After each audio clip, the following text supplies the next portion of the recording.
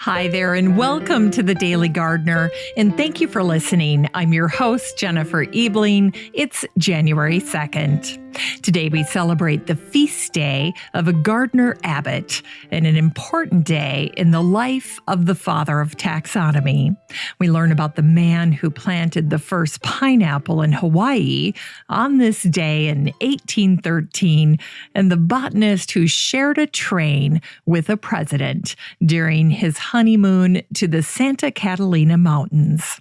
Today's Unearthed Words feature garden-inspired New Year's poetry from an artist and writer whose life has been obscured by time. And we grow that garden library with a book that is trendy and handy and all about the greenery of January, houseplants. I'll talk about a great garden item to help your potting bench stay a little more organized. And then we'll wrap things up with the story of a couple who discovered the winter home of our most beloved butterfly. But first, let's catch up on a few recent events. The online magazine House recently shared the Backyard of the Week, which featured a woodland garden with Scandinavian roots that was designed by Amy Martin Landscape Design. It offered clean, organic lines that set the tone for a sloped yard. And if you have a sloped yard, you're going to want to check out that post. So if you're in the Facebook group for the show, the listener community, just search for Woodland and this post will pop up. Anyway, in the post, the hardscapes act as mini retaining walls. The grade was dealt with without a single retaining wall. So you've got to check that out. It's absolutely gorgeous, and it's a novel way to address slope on a property. Anyway, the idea was to deal with the grade without making a highly structured terraced retaining wall. So they graded the yard, filling it and sloping it to make navigating it easier and more comfortable. And it's actually very, very beautiful. If you have a property that backs up to a woodland and you want some creative ideas for how to seamlessly transition from one into the next, from your yard into the woodland, and you don't want to break it up so much, this is a fantastic post. And again, the garden and the yard, the entire landscape was created by Amy Martin Landscape Design. She did a fantastic job.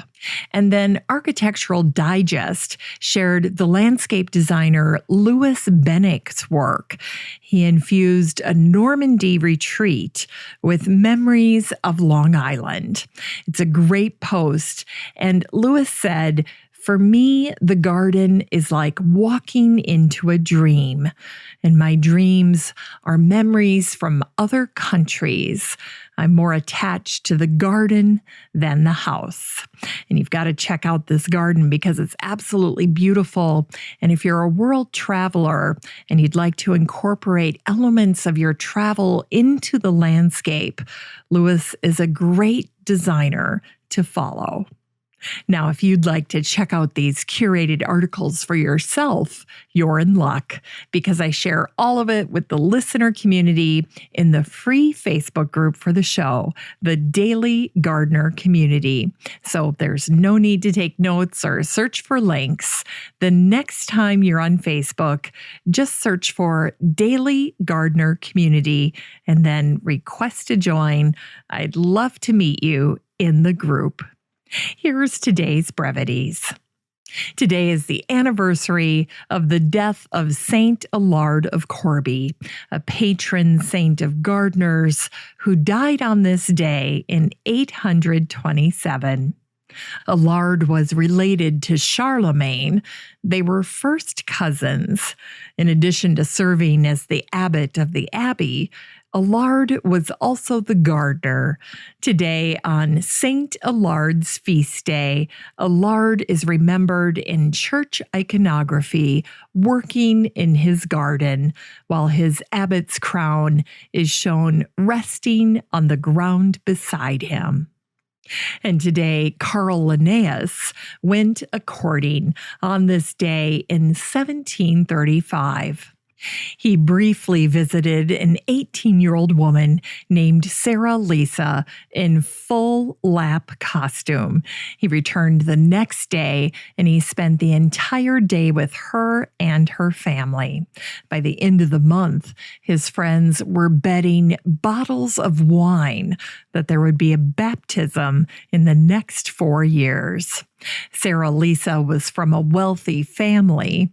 Her father was a doctor, and he agreed to allow Linnaeus to have her hand once he'd established himself. So Linnaeus went off and established himself and returned 3 years later. Linnaeus and Sarah Lisa were married on June 26, 1739. 14 years later, on May 1st, 1753, Linnaeus published his masterpiece, Species Plantarum, and changed plant taxonomy forever. Linnaeus is known as the father of taxonomy.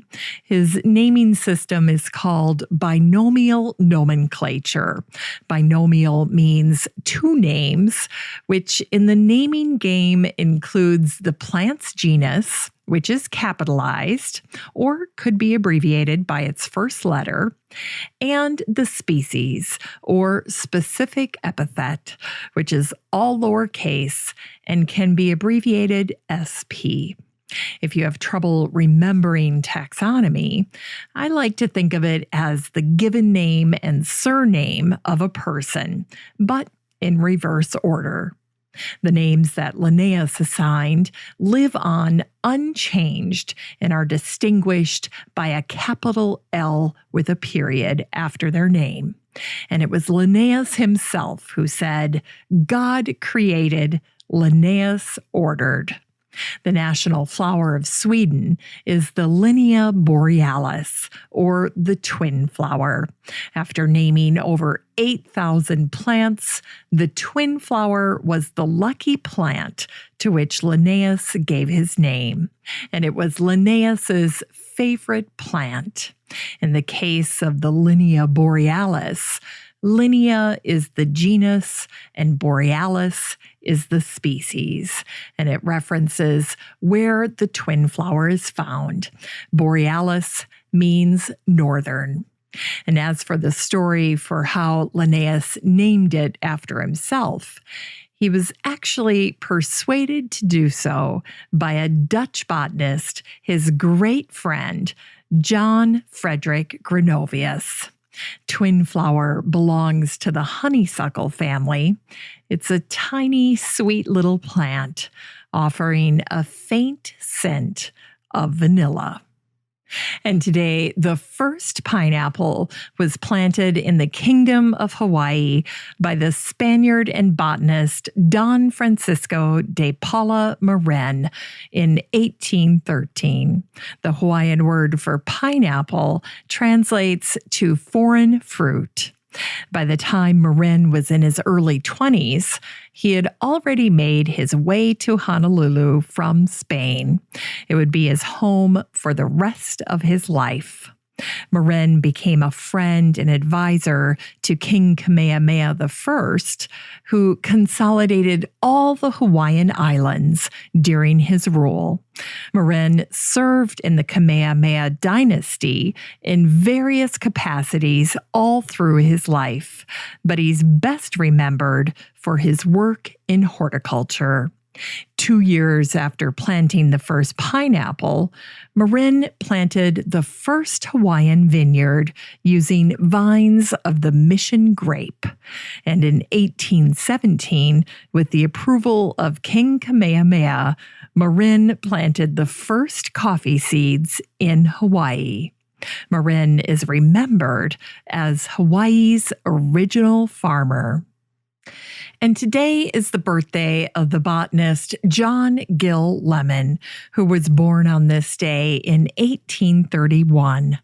Lemon and his wife, Sarah Plummer Lemon, were both botanists. And although Sarah partnered equally with her husband on their botanical work, their papers were always published with the credentials J.G. Lemon and wife. The Lemons had found each other late in life in California, and they had both suffered individually during the Civil War. John was taken prisoner at Andersonville. He barely survived, and his health was impacted for the rest of his life. Sarah had worked herself ragged during the Civil War. She tended wounded soldiers in New York while teaching full-time.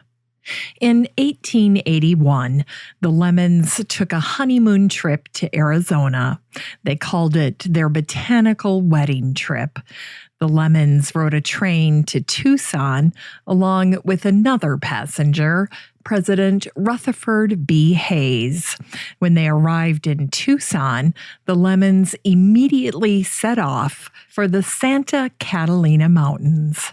In Eliot's History of Arizona, there are some recollections of the Lemons' time in the mountains that illustrate their fortitude and bravery. It's recorded that during their time on the Santa Catalina Mountains, they often sat on a stone porch of their cave and they dug the thorns and spines out of their hands and feet. Once they saw a lion so large, he carried a buck away without dragging the feet or the antlers. Now, the Lemons' first attempts to scale the Santa Catalina Mountains were unsuccessful, and they were told to meet a rancher named Emerson Oliver Stratton. And it was thanks to Stratton that they were finally able to ascend the Catalinas from the back.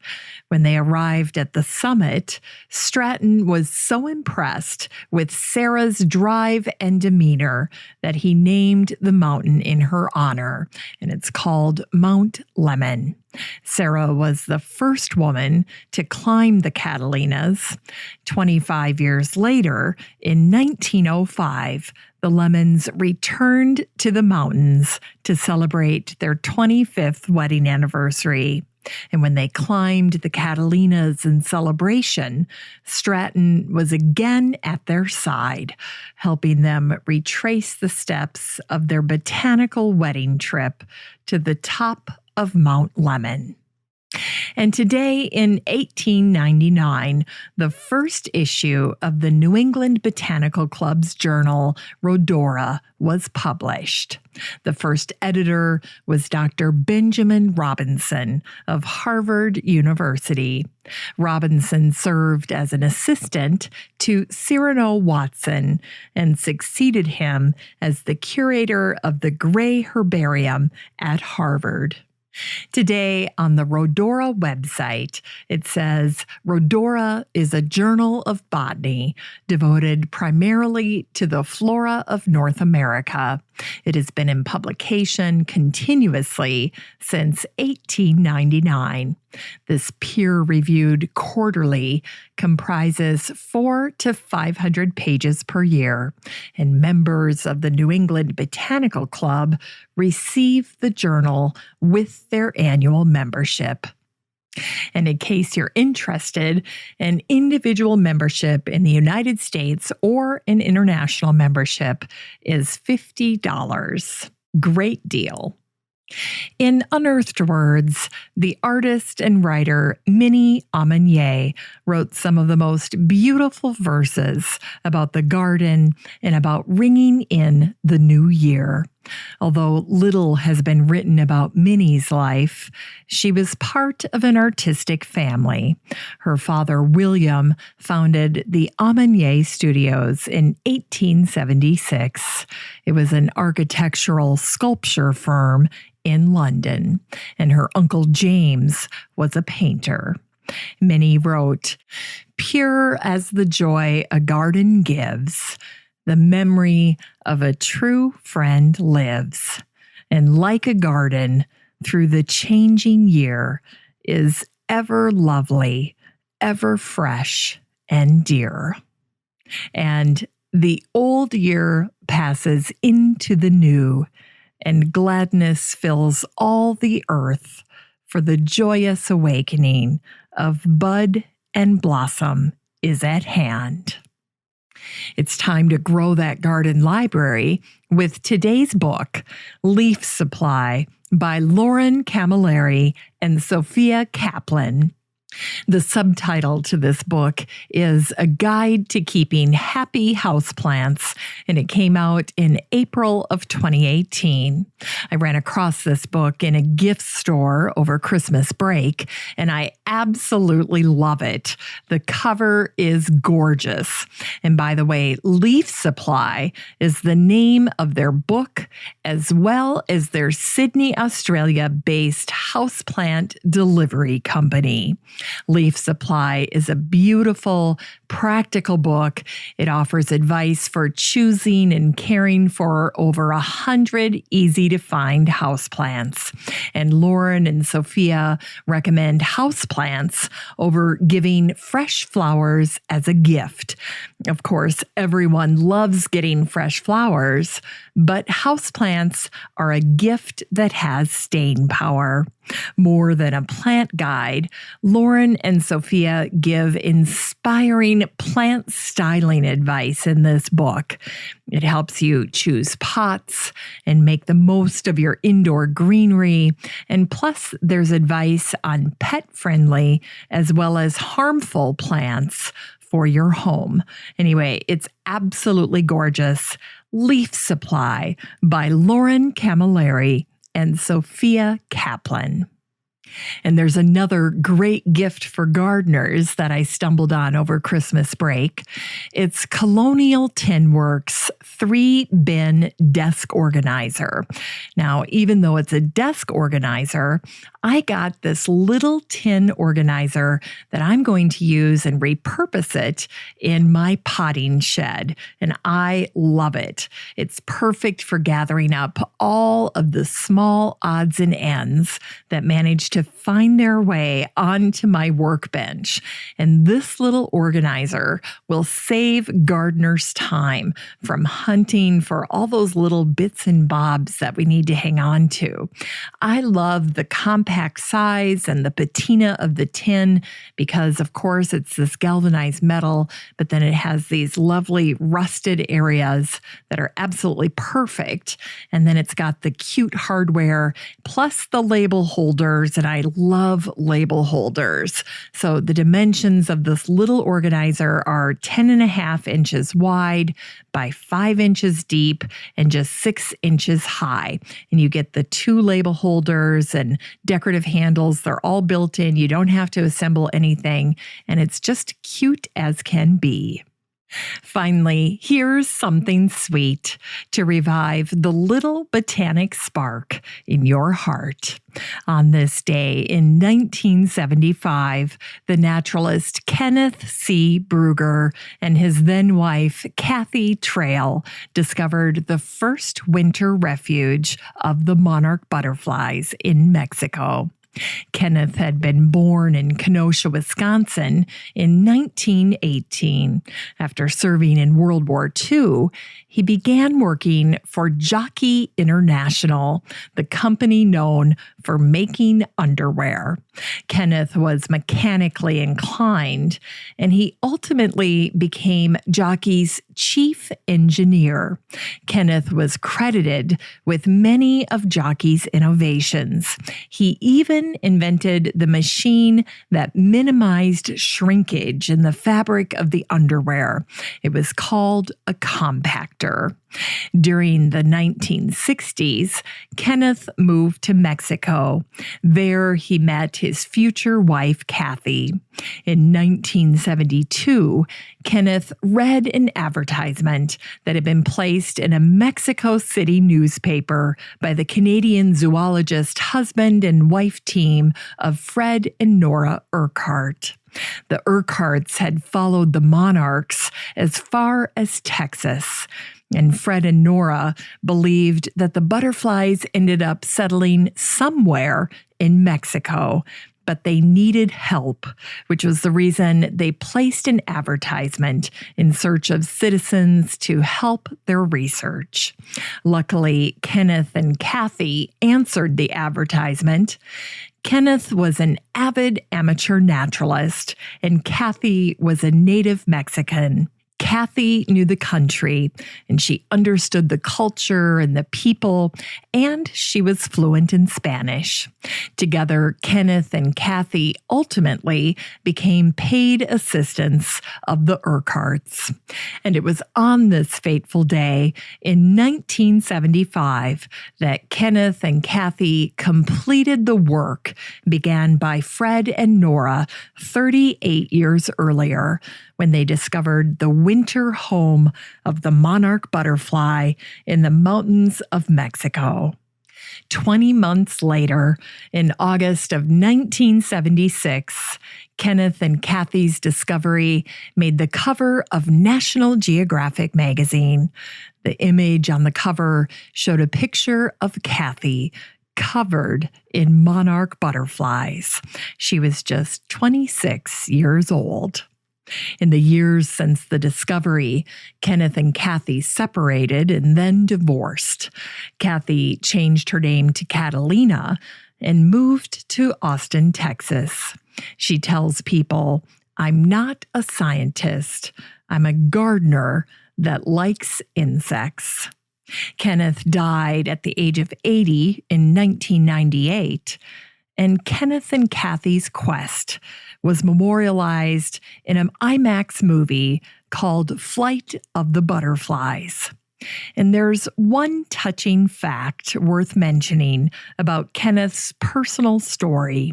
His Wikipedia entry says that he couldn't fully appreciate the beauty of witnessing the monarchs at their winter home.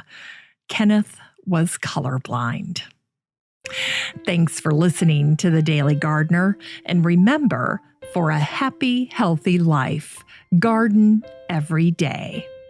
The Daily Gardener is produced weekdays in lovely Maple Grove, Minnesota. You can find complete show notes over at thedailygardener.org, and be sure to share the show with your garden friends. You can find The Daily Gardener on all your favorite social media, Instagram, Twitter, and Pinterest, and of course, Facebook. While you're over at Facebook, don't forget to join the Daily Gardener community. Just search for these 3 words, Daily Gardener Community. The group will pop right up, and then request to join. Finally, I want to thank my team at Podfly Productions, where my fabulous editor is Eric Begay. Have a great day in the garden, and we'll see you tomorrow.